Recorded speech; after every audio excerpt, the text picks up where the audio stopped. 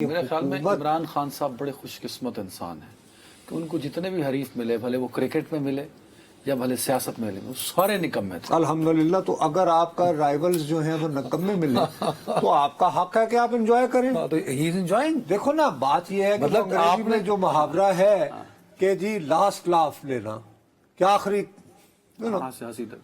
تو بھائی ہی has the right to enjoy it. دوسری بات جو ان کو ایج جا رہی ہے وہ یہ کہ ان کے حامی کہتے ہیں کہ دیکھیے صاحب وہ گئے تو نہیں اینا رو تو نہیں کیا، لیکن ڈیل تو نہیں کی. باہر تو پھر بھی نہیں نکل رہا نا. یہ بھی ایک پوائنٹ تو یہ بھی ہے نا کہ ہی اسٹل ان جیل.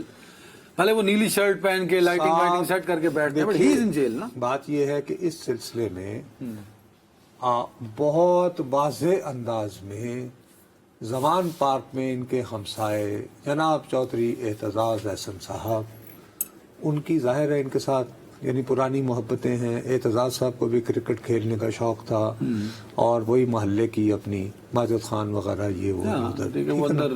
تو وہ کہہ رہے ہیں، دیکھیے اب وہ بڑے پائے کے وکیل ہیں، ہمسائے ہیں اور ہمدردی رکھتے ہیں، دوست بھی ہیں، کرکٹ کے ایک ساتھ کھیلی لارنس میں اور وہ میں. نہیں وہاں پہ خود بھی یعنی ان کے گھر کے بس یعنی زمان پاک کے اندر بھی ان لوگوں نے وہ جو محلے میں نہیں بن جاتی.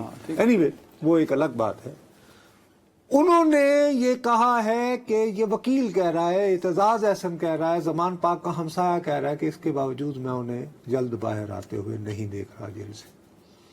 اور ساتھ ہی مفت مشورہ چودھری صاحب یہ دیتے ہیں کہ بانی تحریک آپ ایسا کریں کہ اپنی مشکلات میں آسانیاں پیدا کرنے کے لیے آصف علی زرداری سے رابطہ کریں. ہاں میں مذاق نہیں کر رہا ہوں، میں نے کہیں دیکھا چلتے تھے. وہ نواز شریف صاحب نے سن لیا، وہ ناراض ہو جائیں گے. کس سے؟